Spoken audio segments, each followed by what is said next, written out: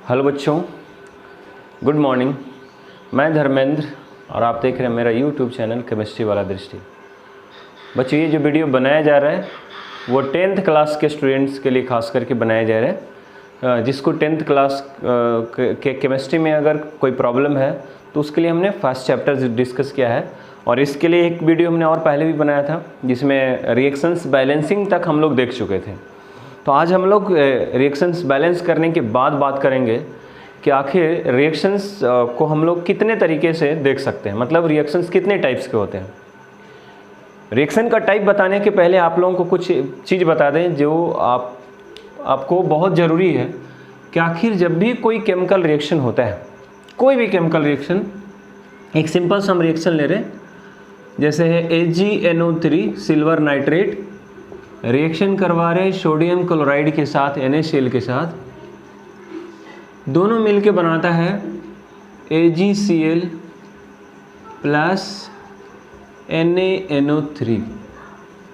बस इस पर हम 2 मिनट डिस्कस करेंगे, उसके बाद हम आपको टाइप्स ऑफ रिएक्शंस के बारे में, अभिक्रियाओं के प्रकार के बारे में आपको बताएंगे। देखिए, ये जो आपको रिएक्शन लिखा हुआ, अभिक्रिया जो लिखा हुआ है, इसमें आप एक चीज़ देखते होंगे, कोई भी दुनिया का रिएक्शन हो, प्रकृति में घटने वाली जितनी भी रिएक्शंस होते हैं, अभिक्रियाएं होती हैं, उन सारे अभिक्रियाओं में किसी भी तत्व का परमाणु चेंज नहीं होता है। मतलब किसी भी एलिमेंट का जो एटम है वो चेंज नहीं होता है।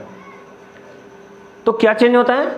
रिएक्शंस होने के बाद चेंज क्या होता है? चेंज होता है उसका अरेंजमेंट। अरेंजमेंट करने का मतलब देख रहे हैं अभी सिल्वर किसके साथ जुड़ा हुआ था? नाइट्रेट के साथ, NO3 के साथ। लेकिन रिएक्शन होने के बाद देखिए सिल्वर जुड़ गया किसके साथ? क्लोरीन के साथ। तो सिल्वर सिल्वर है, यहाँ भी Ag था, यहाँ भी Ag है, इसमें चेंजिंग नहीं होता है। तो मेरे कहने का मतलब ये है ना, सोडियम देखिए यहाँ भी सोडियम है, यहाँ भी सोडियम है, लेकिन फ़र्क क्या पड़ा? सोडियम पहले क्लोरीन के साथ था, अब सोडियम नाइट्रेट के साथ है। तो नया रीअरेंजमेंट हुआ। ये जो अरेंजमेंट देख रहे हैं ना, रीअरेंज हो जाता है। पहले किसी और के साथ बॉन्ड बना हुआ था, अब किसी और के साथ बॉन्ड बना लेता है रिएक्शन होने के बाद। इसी को हम लोग बोलते हैं कि रिएक्शन हो गया। तो दुनिया का, नेचर का कोई भी केमिकल रिएक्शन हो, कोई भी रासायनिक अभिक्रिया हो, उसमें उस तत्व के परमाणुओं में कोई परिवर्तन नहीं होता है, बल्कि उस परमाणु का व्यवस्था बदल जाता है, अरेंजमेंट चेंज हो जाता है। इसलिए इस बात का ध्यान रखेंगे, है ना। अरेंजमेंट चेंज होने का मतलब जैसे हम पहले किसके साथ दोस्ती किए हुए थे और अब किसके साथ दोस्ती कर लिए, तो पहले वाला का जो व्यवहार होगा, है ना, और अब वाला का जो व्यवहार होगा, जो कैरेक्टर होगा, वो दोनों का अलग अलग होगा। और इसका सबसे बड़ा एग्जाम्पल अगर आप देख सकते हैं तो देखिए, पहले नीतीश कुमार का जो सरकार था, यानी कि जो जदयू का जो सरकार था, वो पहले RJD के साथ था और फिर अभी BJP के साथ। यानी कि पहले और अब दोनों को जो सरकार चलाने का जो आइडिया है, दोनों का जो सोच है, वो बिल्कुल अलग अलग है। तो यही होता है, है ना। जदयू तो अभी भी जदयू ही है, RJD है ना, BJP है। लेकिन जो दोनों का कम्बिनेशन था, जो दोनों का अलायंस था, जो गठबंधन था, पहले कुछ और था और अब कुछ और होगा। तो समय के साथ ये जो परिवर्तन हुआ ना, यहाँ पे इस तरह का अगर परिवर्तन केमिस्ट्री में अगर होता है तो उसको हम बोलते हैं रासायनिक अभिक्रिया। इसलिए रासायनिक अभिक्रिया में परमाणु चेंज नहीं होता है, बल्कि किसी तत्व के परमाणु की व्यवस्था चेंज हो जाती है, उसका अरेंजमेंट चेंज हो जाता है। तो चलिए, ये चीज़ हम आपको पहले भी रासायनिक अभिक्रिया में बताए थे कि रासायनिक अभिक्रिया में जब भी कोई रासायनिक अभिक्रिया होती है तो उसमें कहीं ना कहीं कोई परिवर्तन होता है, तो परिवर्तन ही होता है। अब हम लोग आज देखेंगे कि एक चीज़ और ज़रा से इसमें बता दें आप लोगों को कि ये जब रासायनिक अभिक्रिया जब हम लोग देखते हैं लिखा हुआ कहीं पे, तो कहीं पे देखिए लिखा रहेगा S लिखा रहता है, कहीं पे, है ना, S लिखा रहता है, कहीं पे G लिखा रहता है, इस तरह से कहीं पे AQ करके लिखा हुआ रहता है। तो ये सब, है ना, जो पदार्थ यहाँ पे दिया गया है ना, उसकी भौतिक अवस्था को, यानी कि फिजिकल स्टेट को रिप्रेजेंट करता है। मतलब किसी के ब्रैकेट में अगर S लिखा हुआ तो समझ जाएंगे सॉलिड फॉर्म में है, मतलब ठोस है। अगर कहीं पे G लिखा हुआ है तो हम समझ जाएंगे गैसियस फॉर्म में, मतलब ये गैस है। कहीं पे AQ लिखा हुआ, AQ कहने का मतलब ये एक्वस होता है। और AQ किसी के बगल में अगर ऐसे लिखा हुआ और ये बगल में लिख दे AQ, तो AQ कहने का मतलब समझ जाइएगा वो जलीय विलयन है, मतलब इसमें कुछ जल का भी, मतलब जल भी कुछ मिलाया हुआ है, इसका जल के साथ घोल तैयार किया हुआ है। तो ये हमने आपको बता दिया कि AQ का मतलब क्या रहेगा, G का मतलब क्या होता है, H का मतलब क्या होता है। ये सारी चीज़ जो है ना इसकी भौतिक अवस्था को यानी कि इसके फिजिकल स्टेट को रिप्रेजेंट करते हैं। तो चलिए अभी हम लोग बात करेंगे, अभी तक तो हम लोग रिएक्शन बैलेंसेस के बारे में सीख गए, अभिकारक रिएक्टेंट क्या होता है, प्रोडक्ट क्या होता है, प्रतिफल क्या होता है, इस सारी चीज़ों के बारे में हम लोग जान गए। अभी हम लोग देखेंगे अभिक्रियाओं के प्रकार।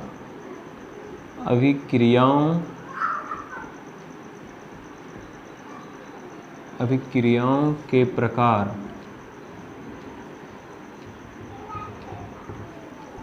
यहाँ पे हम लोग लिखेंगे types of reactions. Types of reactions.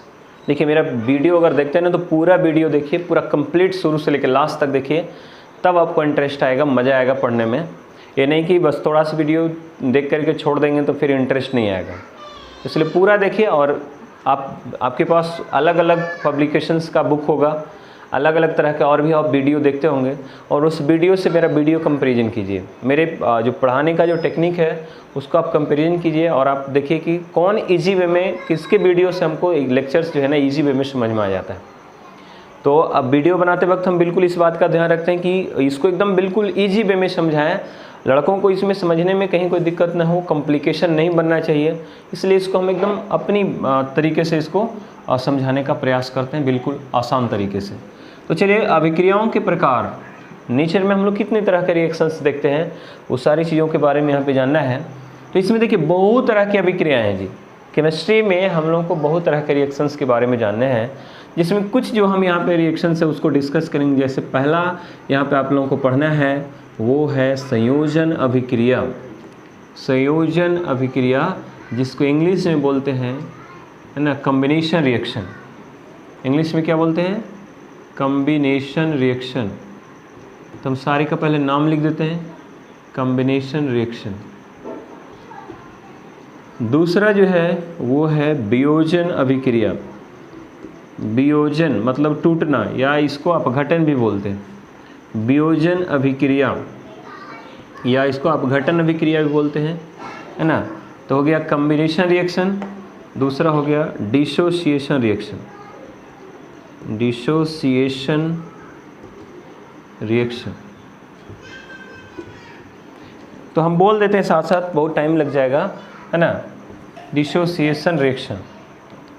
Third है एकल विस्थापन। एकल विस्थापन अभिक्रिया। एकल विस्थापन, जिसको इंग्लिश में बोलते हैं single displacement reaction. Single displacement. चौथा है द्विविस्थापन। द्विविस्थापन या इसको हम लोग उभय विस्थापन भी बोलते हैं। द्विविस्थापन या उभय विस्थापन, इंग्लिश में इसको बोलते हैं डबल डिस्प्लेसमेंट रिएक्शन। क्या बोलते हैं इसको? Double displacement. Double displacement reaction. पांचवा जो हम लोग पढ़ेंगे वो है अवक्षेपण। अवक्षेपण अभिक्रिया। अवक्षेपण अभिक्रिया, इंग्लिश में इसको बोलते हैं प्रेसिपिटेशन रिएक्शन। प्रेसिपिटेशन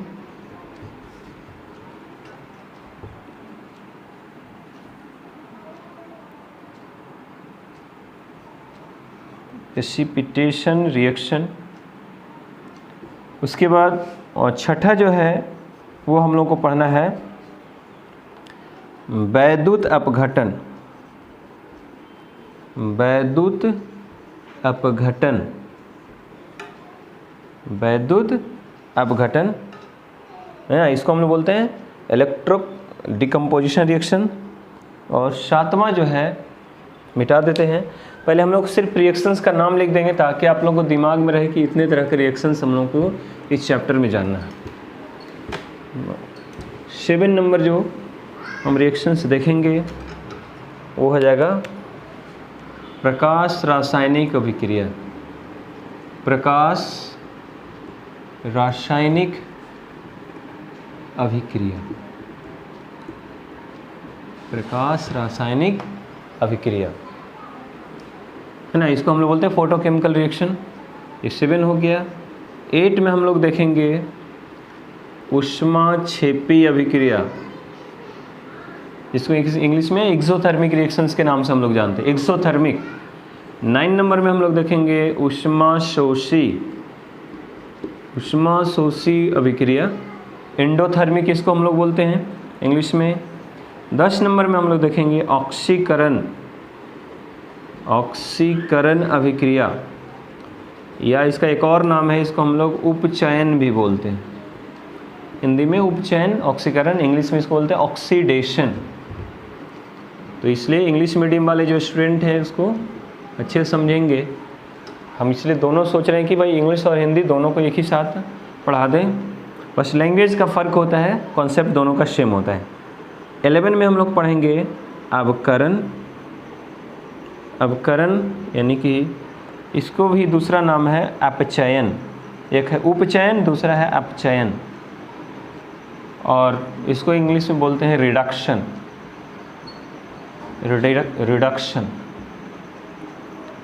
है ना। नेक्स्ट है 12 में हम लोग देखेंगे रेडॉक्स, तो सब जान रहे हैं, रेडॉक्स रिएक्शंस क्या होता है, रेडॉक्स अभिक्रिया, रेडॉक्स रिएक्शन। और एक और है उसको भी हम लोग देख लेंगे, वो है उदासीनीकरण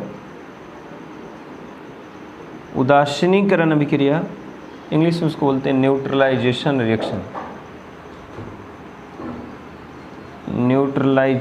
रिएक्शन।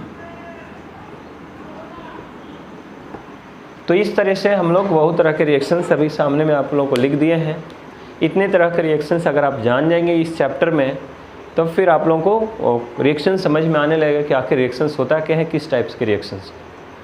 तो यहाँ पे हम लोग अलग अलग टाइप के रिएक्शंस के बारे में डिस्कस करेंगे। इसमें सबसे फर्स्ट जो हम लोग देख रहे हैं, देखिए सबसे बड़ा चीज़ हमने क्या बोले, आप बिल्कुल इसमें पेशेंस बना करके रखेंगे। जब तक पेशेंस नहीं बनाएंगे आपको मज़ा नहीं आएगा। देखिए सबसे पहला चीज़ एनर्जी होनी चाहिए। जब हम एनर्जी के साथ पढ़ा रहे हैं तो आपको पढ़ने में भी एनर्जी होना चाहिए।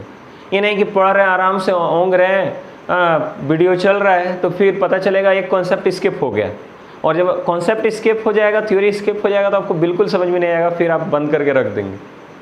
इसलिए बोलते हैं एकदम जागे रहना है ना। वीडियो देख रहे हैं तो बिल्कुल जागे रहना है, क्या सिखाया जा रहा है देखना भी है और समझना भी है। ये दोनों काम बिल्कुल साथ में होना चाहिए, तब आपको मज़ा आएगा, है ना। क्योंकि देखिए सॉफ्ट काम नहीं है, वीडियो देखना भी एक हार्ड काम है, और उसमें भी पढ़ाई वाला है। अगर सॉन्ग सुनना हो तो मस्ती से कान में हेडफोन लगा के हम लोग सॉन्ग सुन लेते हैं, या कोई इंटरटेनमेंट वाला चीज़ हो तो हम लोग आराम से उसको, इसलिए इसमें तो थोड़ा सा दिक्कत होगा। ये पढ़ाई से रिलेटेड है, और पढ़ाई से रिलेटेड जो भी वीडियो होता है ना, उसको सुनने में बड़ा बार पड़ता है, क्या बता रहे हैं सर। तो इसलिए बोलते हैं कि थोड़ा सा बस कॉन्सेंट्रेट रहिए, आपको मज़ा आएगा। मज़ा आएगा मतलब कहने का मतलब ये है कि जैसे पहला जो हमने आपको बताया कम्बिनेशन रिएक्शन, संयोजन अभिक्रिया, तो संयोजन का मतलब क्या होता है, जुड़ना, आपस में जुड़ेगा। जैसे एक सिंपल सा रिएक्शन हम लेते हैं, Mg+O2 मिल के बनाता है MgO। बस ज़्यादा हम डिटेल डिस्कस नहीं करेंगे, आपको बस समझ में आ जाना चाहिए, बाकी फिर आप लोग खुद से बुक से देख लेंगे। ये पहले मैग्नीशियम देखिए अकेले था, ऑक्सीजन भी अकेले था, लेकिन जब रिएक्शन हुआ तो देखिए मैग्नीशियम किसके साथ जुड़ गया, ऑक्सीजन के साथ। यानी कि ये दोनों आपस में जुड़ गया है, अलग नहीं हुआ, जुड़ गया है। तो जहाँ भी दो पदार्थ, दो सब्सटेंस आपस में कंबाइन करके एक न्यू सब्सटेंस का फॉर्मेशन करता है, एक नए पदार्थ का निर्माण करता है, तो ऐसे रिएक्शंस को हम लोग बोलते हैं संयोजन। तो पहला हो गया संयोजन, कॉम्बिनेशन ना। तो कॉम्बिनेशन रिएक्शन समझ में आ गया, जब दो या दो से अधिक पदार्थ आपस में संयोग करके एक नए पदार्थ का, उससे डिफरेंट प्रॉपर्टीज वाला, उससे अलग गुण वाले नए पदार्थ का निर्माण करता है, तो उस रिएक्शंस को, उस अभिक्रिया को संयोजन अभिक्रिया कहा जाता है। When two or more than two substances combine together to form a different types of substance after the reaction, then it is called combination reaction. इसको इंग्लिश में अगर बोलना है तो इस तरीके से बोल सकते हैं, फिर से बोल देते हैं, when two or more than two, दो या दो से अधिक substances combine together to form a new type of substance with different properties, है ना, after the reaction are called combination reaction. तो ये संयोजन अभिक्रिया समझ में आ गया। जैसे बहुत सारे एग्जाम्पल है, Na+Cl2 देख लीजिए, सोडियम क्लोरीन के साथ मिलकर बना रहा है क्या, सोडियम क्लोराइड। तो यहाँ भी देखिए दोनों आपस में जुड़ रहे हैं, तो जुड़ रहा है मतलब संयोजन हो रहा है। तो ये तो आपको बिल्कुल इजी वे में समझ में आ गया और संयोजन क्या होता है। दूसरा हम लोग बात करेंगे वियोजन। वियोजन का मतलब होता है टूटना। वियोजन या इसका दूसरा नाम है अपघटन अभिक्रिया। वियोजन या अपघटन अभिक्रिया, इंग्लिश में इसको बोलते हैं, है ना, डिसोसिएशन रिएक्शन। तो ये डिसोसिएशन का मतलब क्या हुआ, जैसे हम यहाँ पे सामने में एक एग्जांपल लिख रहे हैं। ये देखिए CaCO3 है, कैल्शियम कार्बोनेट है। जब कैल्शियम कार्बोनेट को जब गर्म करेंगे ना, लगभग 1250 केल्विन तक, 1250 केल्विन के आसपास, तो ये टूट जाएगा। और टूट करके देखिए कैसे बदल जाएगा, CaO+CO2, कैल्शियम ऑक्साइड तथा कार्बन डाइऑक्साइड। तो ये दो अलग अलग सब्सटेंस का फॉर्मेशन कर लिया। पहले था एक सब्सटेंस, रिएक्शन होने के बाद दो सब्सटेंस बना लिया, मतलब एक से दो बना। बोलिए क्या हुआ, कंबाइंड हुआ कि अलग अलग हुआ? ये अलग अलग सेपरेट हो गया। तो जहाँ एक सब्सटेंस टूट करके दो या दो से ज़्यादा सब्सटेंस बनाता है, दो या दो से, है ना, ज़्यादा यौगिक का निर्माण करता है, तो इस रिएक्शंस को हम लोग बोलते हैं वियोजन, वियोजन अभिक्रिया। तो इसमें हम लोग क्या लिखेंगे, अगर इसका परिभाषा लिखना, तो वैसी रासायनिक अभिक्रिया जिसमें एक पदार्थ टूट कर दो या दो से अधिक नए पदार्थ का निर्माण करता है, तो इस अभिक्रिया को वियोजन अभिक्रिया कहा जाता है। When one substance after decomposition produces two or more than two different substances, है ना, through the chemical reactions are called dissociation reactions। तो इंग्लिश में भी हम लोग इस तरीके से बोल सकते हैं, when one substance after decomposition converted into two or more than two substances with different properties, है ना, through the chemical reactions are called dissociation reactions। Third जो हम आपको बताए थे वो था एकल विस्थापन। थर्ड में हम लोग देख रहे हैं एकल विस्थापन, या इसको हम लोग इंग्लिश में बोलते हैं सिंगल डिस्प्लेसमेंट रिएक्शन। देखिए जी, अभी जो हमने वियोजन अभी डिस्कस किया, ये वियोजन कई तरीके से हो सकता है। वियोजन कई तरीके से होने का मतलब है आप किसी भी चीज़ को गर्म करके भी तोड़ सकते हैं दो पार्ट में, या करंट दे करके भी उसको डिकम्पोज कर सकते हैं, या सनलाइट में, धूप में रख करके भी, सूर्य का जो प्रकाश होता है उसमें रख करके भी आप किसी भी सब्सटेंस को यहाँ पे उसको वियोजित कर सकते हैं, अपघटित कर सकते हैं। जैसे सबका एक एग्जांपल दे रहे हैं, जैसे ये देखिए C6, हम लोग फोटोसिंथेसिस देखते हैं, है ना। तो फोटोसिंथेसिस क्या एक तरह से कम्बिनेशन है, लेकिन हम लोगों के जो शरीर में जो भोजन जो पचता है, डाइजेशन जो होता है ना, वो एक तरह से क्या है, डिसोसिएशन है, डिकम्पोज करता है, वो टूटता है। जो हम लोग खाना खाते हैं ना, वो क्या कम्प्लेक्स कंपाउंड है, ग्लूकोज के फॉर्म में होता है, और वो ग्लूकोज जब टूटता है तब हम लोग को एनर्जी भी मिलता है, कार्बन डाइऑक्साइड गैस निकलता है और वाटर का फॉर्मेशन होता है। तो एक तरह से वो क्या हुआ है, डिसोसिएट हो रहा है, अलग अलग टूट रहा है। तो डिसोसिएशन बहुत तरीके से हो सकता है। हमने बोला जैसे ये देखो गर्म करके तोड़ रहे हैं, तो तीनों का एक एक एग्जाम्पल दे रहे हैं डिसोसिएशन के। जैसे ZnCO3 देखिए जिंक कार्बोनेट है, अगर आप इसको गर्म कर देंगे ना, हीट कर देंगे ना, तो ये टूट जाएगा और टूट के बनाएगा ZnO+CO2। देखिए दो सब्सटेंस। तो यहाँ जो टूटा वो किसकी वजह से, गर्मी की वजह से, हीट की वजह से, है ना। उसको हीट दिए तो, उष्मा दिए तब। लेकिन कहीं कहीं जैसे ये देखिए AgCl, इसको आप खाली धूप में रख दीजिए, सनलाइट में। जैसे AgCl को आप सनलाइट में, सिल्वर क्लोराइड को सनलाइट में रख देंगे, तो Ag अलग हो जाएगा और Cl2 अलग हो जाएगा। तो देखिए यहाँ भी दोनों अलग अलग हो गए। तो ये भी तो डिकम्पोजिशन ही हो रहा है, वियोजन ही हो रहा है, लेकिन ये किसकी वजह से हो रहा है, सनलाइट की वजह से।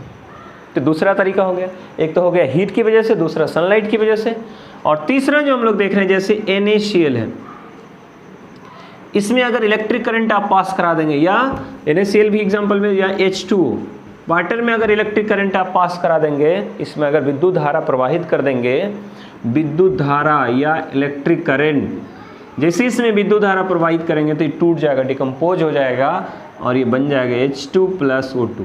ये जमा होगा एनोड पे, सॉरी कैथोड पे, और ये जमा होगा एनोड पे। तो एक जो एनोड और कैथोड दोनों जो हम लोग देख रहे हैं, जो पोर्ट होता है बैटरी में, है ना, जो टर्मिनल होता है, उन दोनों टर्मिनल पे अलग अलग गैसेस का फॉर्मेशन होता है।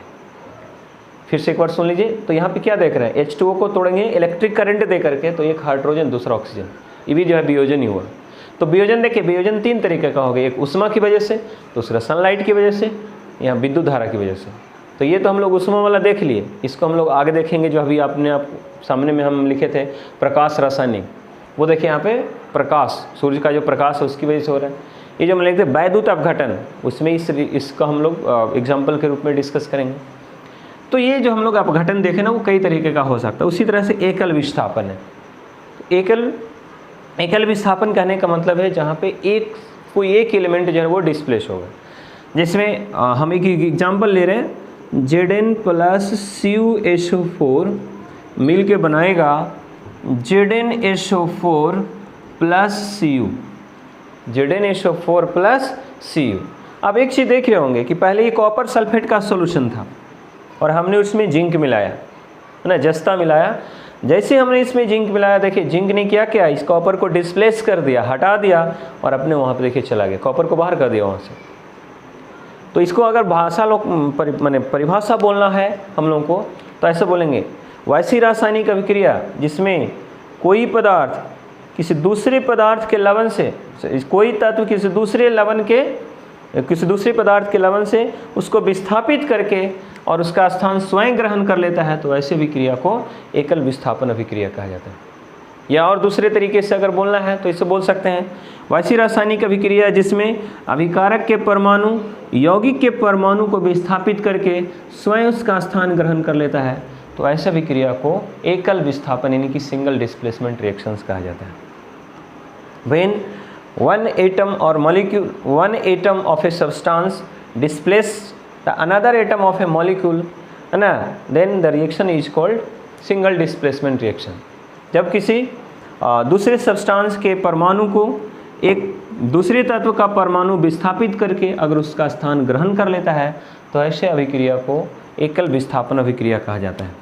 और ये देखिए रिएक्शन जो हमने आपको लिखा है, कैसे पता चलेगा कि विस्थापित हुआ।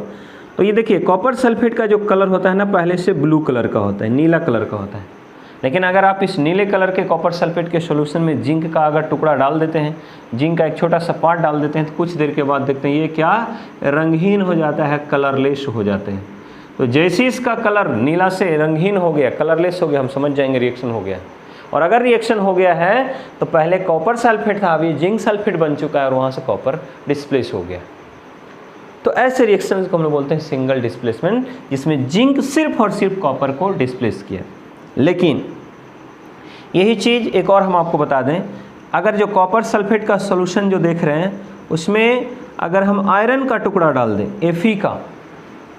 Fe का अगर टुकड़ा डाल देते हैं, तो देखिए क्या होता है, Fe प्लस CuSO4, है ना, दोनों मिल के बनाएगा FeSO4 और plus Cu, FeSO4 plus Cu। तो यहाँ भी वही चीज़ हो गया, हमने कॉपर सल्फेट के सॉल्यूशन में आयरन का लोहा का टुकड़ा डाला, है ना, आयरन ने क्या किया, इस कॉपर को डिस्प्लेस कर दिया, विस्थापित कर दिया और अब देखिए आयरन सल्फेट बना लिया। तो यहाँ भी उसी तरीके से कलर चेंज होता है, तो कलर से हम लोग पहचान लेते हैं कि रिएक्शंस हो चुका है। तो ये देख रहे थे हम लोग एकल विस्थापन। अब आइए आते हैं द्विविस्थापन, है ना। द्विविस्थापन को हम लोग क्या बोलते हैं, उभय विस्थापन भी बोलते हैं, डबल डिस्प्लेसमेंट रिएक्शंस के नाम से जानते हैं। तो उसका भी हम एक एग्जाम्पल ले लेते हैं, मतलब ये हो गया द्विविस्थापन, यहाँ पे लिख देते हैं द्विविस्थापन अभिक्रिया, या इसको इंग्लिश में बोलते हैं डबल डिस्प्लेसमेंट रिएक्शन। एक रिएक्शन आपके सामने में लिखा जा रहा है, AgNO3 सिल्वर नाइट्रेट को सोडियम क्लोराइड के साथ जब हम लोग मिलाते हैं, तो दोनों रिएक्शन देखिए यहाँ पे सिल्वर इस क्लोरीन को डिस्प्लेस करेगा यहाँ से, है ना, सोडियम को हटाएगा और अपने आके क्लोरीन के साथ जुड़ जाएगा। तो देखिए सिल्वर चला गया क्लोरीन के साथ और सोडियम चला गया नाइट्रेट के साथ, दोनों एक दूसरे से एक्सचेंज कर लिया, क्लोरीन को भेज दिया सिल्वर के साथ, नाइट्रेट चला गया सोडियम के साथ, दोनों मिलके बनाएगा AgCl plus NaNO3, AgCl plus NaNO3। अब देखिए क्या देख रहे हैं कि यहाँ जो एक्सचेंज हुआ है बस एक नहीं हुआ है, यह दोनों का दोनों, है ना, सोडियम इधर इस एक्सचेंज हो गया इसके साथ, सिल्वर यहाँ एक्सचेंज हो गया इसके साथ। तो यहाँ पे क्या हुआ, इसको ऐसे बोल सकते हैं, जब दो पदार्थ अपने आयनों को एक्सचेंज करके, अपने आयनों को विनिमय करके, है ना, परिवर्तन करके और दो नए पदार्थ का निर्माण करते हैं। दो नए पदार्थ, पहले देखिए सिल्वर नाइट्रेट था लेकिन अब सिल्वर क्लोराइड हो गया, तो वैसी रासायनिक अभिक्रिया जिसमें दो यौगिक अपने आयनों का आदान प्रदान करके एक्सचेंज करके दो नए यौगिक का निर्माण करता है, तब इस तरह के अभिक्रिया को उभय विस्थापन यानी कि द्विविस्थापन अभिक्रिया कहा जाता है। इसको इंग्लिश में बोलना है when two compounds exchange their ion to form a two different type of compounds है ना are called double displacement reaction। तो इस तरीके से हम इसको इंग्लिश में भी बोल सकते हैं, अगर किसी को लिखना है तो इंग्लिश में भी लिख सकते हैं। कॉन्सेप्ट तो दोनों का सेम ही है। इसमें एक रिएक्शन हम आपको सामने में लिख रहे हैं, ज़रा सा समझिएगा। एक रिएक्शन हमने लिखा है, ये है बेरियम क्लोराइड। हम रिएक्शन इसका करवा रहे हैं सल्फ्यूरिक एसिड से H2SO4 से। देखिए यहाँ भी डबल डिस्प्लेसमेंट होगा। बेरियम क्लोराइड का रिएक्शन करवाया H2SO4 के साथ। देखिए बेरियम किससे मिल जाएगा, जाके सल्फेट से, SO4 से बन जाएगा BaSO4। और हाइड्रोजन किससे मिल जाएगा, जाके क्लोरीन से, है ना। ये चला गया इसके साथ, ये चला गया इसके साथ, तो BaSO4 प्लस मिल के बना है HCl। लेकिन ये जो BaSO4 जो बना है ना, ये एक वाइट कलर का गाढ़ा यौगिक बना है, वाइट उजले रंग का एक, है ना। यहाँ पे अवक्षेप का निर्माण हो गया। जहाँ एरो नीचे लगा दी एक उजले रंग का अवक्षेप बन गया, और जहाँ उजले रंग का अवक्षेप बन रहा है वैसे रिएक्शंस को हम लोग अवक्षेपन अभिक्रिया के नाम से जानते हैं। तो ये डबल डिस्प्लेसमेंट तो है ही, साथ ही साथ अवक्षेप का निर्माण हो रहा है, इसलिए ऐसे अभिक्रिया को अवक्षेपन अभिक्रिया यानी कि प्रेसिपिटेशन रिएक्शन के नाम से भी जानते हैं। इसका अगर परिभाषा बोलना हो तो वैसी रासायनिक अभिक्रिया जिसमें अभिक्रिया के फलस्वरूप ना after the chemical reaction precipitate is form, अवक्षेप का निर्माण हो जाता है। वैसी रासायनिक अभिक्रिया जिसमें अभिक्रिया के फलस्वरूप किसी अवक्षेप का निर्माण होता है, एक गाढ़े पदार्थ का निर्माण होता है, तो ऐसा अभिक्रिया को अवक्षेपन अभिक्रिया कहा जाता है। When two or more than two substances combine together to form a precipitate, है ना, प्रेसिपिटेट, जब भी किसी रिएक्शंस में अगर प्रेसिपिटेट का फॉर्मेशन होता है तो उसको हम लोग प्रेसिपिटेशन रिएक्शन यानी कि अवक्षेपन अभिक्रिया के नाम से जानते हैं। एक और रिएक्शन लिखा देते हैं जो पहले से आपको शुरू में बताए थे कि ये देखिए लेड नाइट्रेट है PbNO3 का होल 2। अगर हम रिएक्शन करवाते हैं पोटेशियम आयोडाइड के साथ तो ये दोनों मिल के रिएक्शन करके बनाता है पोटेशियम नाइट्रेट KNO3, और Pb चला जाएगा आयोडीन के साथ बनाएगा PbI2 लेड आयोडाइड। तो ये जो अवक्षेप बनाता है ये पीले रंग का येलो कलर का अवक्षेप बनाता है, और इस अवक्षेप से ही हम लोग को पता चल जाता है कि रिएक्शन हो चुका है। तो यहाँ भी देख रहे होंगे कि Pb किसके साथ गया, आयोडीन के साथ, लेकिन K किसके साथ गया, नाइट्रेट के साथ। तो आपस में एक्सचेंज तो हो रहा है, लेकिन एक्सचेंज होने के बाद चूँकि पीले रंग के अवक्षेप का निर्माण कर रहा है, इसलिए इस अभिक्रिया को अवक्षेपन अभिक्रिया के नाम से भी जाना जाएगा। तो ये इस डबल डिस्प्लेसमेंट का ये स्पेशल केस हो गया, है ना, अवक्षेपन अभिक्रिया। तो साथ साथ हम लोग अवक्षेपन अभिक्रिया भी देख लिए। कुछ रिएक्शंस ऐसे होते हैं, तो अवक्षेपन अभिक्रिया समझ में आ गया सब लोगों को, हाँ चलिए बहुत अच्छा। अवक्षेपन समझ में आ गया, एकल विस्थापन समझ में आ गया जिसमें कि एगो विस्थापित होगा, द्विविस्थापन समझ में आ गया कि जिसमें दोनों आपस में एक दूसरे को एक्सचेंज करेगा, संयोजन आ गया, संयोजन का मतलब आपस में जुड़ेगा, वियोजन समझ में आ गया जिसमें एक ही पदार्थ टूट करके नए नए पदार्थ बनाएगा। इतने रिएक्शंस हम लोग देख लिए। अब जरा सा भी हम आपको बताए थे कि एक देख लेते हैं वैद्युत अपघटन। वैद्युत अपघटन का मतलब हो गया, है ना, वैद्युत अपघटन। वैद्युत अपघटन, तो वैद्युत अपघटन में क्या होता है, इसको बोलते हैं इलेक्ट्रो डिकम्पोजिशन। इलेक्ट्रिसिटी के हेल्प से, इलेक्ट्रिसिटी यानी कि विद्युत धारा प्रवाहित करके, करंट प्रवाहित करके किसी भी केमिकल रिएक्शंस में उस सब्सटेंस को तोड़ देना। जैसे अभी जस्ट बताए थे कि अगर ये NaCl का कोई सोल्यूशन है और उस NaCl के सोल्यूशन में अगर हम विद्युत धारा प्रवाहित करते हैं, इलेक्ट्रिक करंट अगर फ्लो करवाते हैं, तो ये NaCl में क्या होगा, पहले आयंस में टूट जाएगा। एक टूट जाएगा प्लस में, Na पे प्लस और Cl पे माइनस, इस तरीके से ही पहले टूट जाता है। लेकिन सबको पता है कि प्लस कहाँ जाके डिपॉजिट होगा, कहाँ जाके जमा होगा। तो ये प्लस जमा होता है कैथोड पर, नाम सुनोगे आप लोग एनोड और कैथोड। ये जमा होता है कैथोड पर, ये जमा होता है एनोड पर। तो इस तरीके से ये कैथोड पर जाके क्या बन जाएगा, सोडियम ही बनेगा, लेकिन ये एनोड पर जाके क्लोरीन गैस बन जाता है। तो ये सोडियम अलग और क्लोरीन अलग हो जाता है क्या देने के बाद? विद्युत धारा, इलेक्ट्रिक करंट देने के बाद भी ऐसा होता है। इसलिए ऐसे रिएक्शंस को हम लोग वैद्युत अपघटन रिएक्शंस के नाम, वैद्युत अपघटन अभिक्रिया के नाम से जानते हैं। तो ये हो गया वैद्युत अपघटन। एगो सनलाइट वाला देख लेते हैं, है ना, जिसको हम लोग प्रकाश रासायनिक अभिक्रिया के नाम से जानते हैं। प्रकाश रासायनिक अभिक्रिया, प्रकाश रासायनिक अभिक्रिया, इसको हम लोग बोलते हैं फोटोकेमिकल रिएक्शन। अभी जस्ट थोड़ा देर पहले आपको बताए थे कि कुछ ऐसा रिएक्शंस है जो बिना सनलाइट के पूरा नहीं होता है। एक सिंपल सा रिएक्शन ले रहे हैं, हाइड्रोजन को क्लोरीन गैस के साथ मिला करके आप अंधेरे में रख दीजिए, डार्क में रख देंगे तो रिएक्शन नहीं होगा जी। क्यों नहीं होगा? क्योंकि दोनों को पूरा होने के लिए, आपस में रिएक्शन करने के लिए, है ना, सनलाइट चाहिए, और जब सनलाइट चाहिए तो डार्क में कैसे पूरा हो सकते हैं। इसलिए जब हाइड्रोजन और क्लोरीन को मिला करके जब हम लोग उस पर सनलाइट दे देते हैं, धूप में रख देते हैं, तो देखते हैं दोनों आपस में रिएक्शन कर जाता है।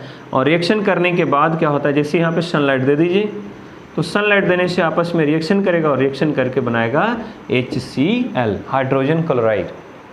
तो ये रिएक्शन होने के लिए क्या देख रहे थे? सनलाइट की ज़रूरत पड़ी। तो जिस केमिकल रिएक्शंस को कंप्लीट होने के लिए सनलाइट की ज़रूरत पड़ती है, सनलाइट की आवश्यकता होती है, वैसे रिएक्शंस को हम लोग फोटोकेमिकल रिएक्शंस के नाम से जानते हैं। इसके बाद एक और लास्ट हम रिएक्शन इसमें डिस्कस करेंगे अभी, वो है ऊष्माक्षेपी। ऊष्माक्षेपी, है ना, जिसको इंग्लिश में हम लोग एक्सोथर्मिक रिएक्शंस के नाम से भी जानते हैं। ये आपको इसलिए डिस्कस कर देते हैं, ये आप एक्सपेरिमेंटली हम देखते हैं कि जब चूना को मार्केट से जब हम लोग चूना लाते हैं दीवार की पुताई करने के लिए, वाइटनिंग करने के लिए, तो उस चूना को ला करके और हम जब पानी में डाल देते हैं तो देखते हैं चूना को जब पानी में डालेंगे तो पानी खोलने लगता है। जब उस पानी को छुएंगे तो पानी एकदम गर्म हो जाता है। तो गर्म क्यों हो गया? इसका मतलब है कि जिस समय रिएक्शन हो उस समय हीट निकला होगा। तो अगर किसी रासायनिक अभिक्रिया होने के बाद अगर उस अभिक्रिया से ऊष्मा का उत्सर्जन होता है, हीट अगर रिलीज होता है कोई भी केमिकल रिएक्शंस कंप्लीट होने के बाद, तो ऐसे रिएक्शंस को हम लोग एक्सोथर्मिक रिएक्शंस के नाम से जानते हैं। The type of chemical reaction through which heat is release after the completion of reaction. वैसी रासायनिक अभिक्रिया जिसमें अभिक्रिया पूरा होने के बाद अगर ऊष्मा का उत्सर्जन होता है, तो वैसे रिएक्शंस को ऊष्माक्षेपी अभिक्रिया के नाम से जाना जाता है। और इसका सबसे अच्छा जो एग्जाम्पल है वो आप सबको पता है, वो है CaO। कली चूना को पानी में डाल दिए, H2O में, दोनों मिलके बनाया CaOH का होल 2 प्लस साथ में निकल गया ऊष्मा। इसलिए जहाँ किसी रिएक्शन में रिएक्शन लिखने के बाद अगर प्लस में ऊष्मा दे दे तो हम समझ जाएंगे ये अभिक्रिया ऊष्माक्षेपी अभिक्रिया है। तो चलिए इस वीडियो को हम ज़्यादा बड़ा लंबा नहीं करेंगे, फिर इरिटेशन होने लगता है, इसलिए अभी इस वीडियो में इतना ही तक रहने देते हैं। फिर नेक्स्ट वीडियो जो बनाएंगे उसमें जो बाकी रिएक्शंस जो बच गए हमारा, उदासीनीकरण अभिक्रिया, ऑक्सीकरण, अवकरण, ऑक्सीकारक, अवकारक, उसके बाद संक्षारण और विकृति गंधिता, इतना पढ़ाने के बाद ये चैप्टर आपका समाप्त हो जाएगा, जो हम नेक्स्ट वीडियो में आपको कंप्लीट करेंगे। इस वीडियो से रिलेटेड आप लोगों से एक रिक्वेस्ट है, वीडियो को, है ना, वीडियो से रिलेटेड अगर किसी भी तरह का कोई डाउट है तो आप हमको फ़ोन करें, या कहीं कुछ पूछना रहे, मान लिया बहुत सारा ऐसा चीज़ होता है कि हो सकता है हम जल्दी जल्दी में न बता पाएँ, या आपको लग रहा है कि सर ये चीज़ छोड़ दिए, बुक पढ़िए, मेरा वीडियो देखिए, बुक पढ़िए, और अगर लगता है कि नहीं जो वीडियो बनाया गया वो सब मेरे लिए मैंने सफिशिएंट है, इतना से काम चल जाएगा, तब तो ठीक है। अगर कहीं लगता है कि नहीं इसमें और सर को कुछ बताना चाहिए था, तो मेरा नंबर आप नोट कर सकते हैं 9525789444, है ना। किसी भी तरह का कोई डाउट हो तो आप इस पर व्हाट्सएप कर सकते हैं, फ़ोन करके पूछ सकते हैं, या जो वीडियो आपको जो दिया गया है उस वीडियो के कमेंट बॉक्स में जा कर के आप टाइप करें, हम उसका सॉल्यूशन आप लोगों तक ज़रूर पहुंचाएंगे। चलिए मेरा रिक्वेस्ट है कि अगर वीडियो अच्छा लगे तो इसको ज़रूर अपने दोस्तों तक शेयर कीजिएगा, ताकि हमको भी थोड़ा सा मोटिवेशन, अगर अपने आप को मोटिवेट करने का मौका मिले कि नहीं भाई हम जो वीडियो बना रहे हैं, मेहनत जो कर रहे हैं, उससे लोगों को फ़ायदा हो रहा है। Thank you.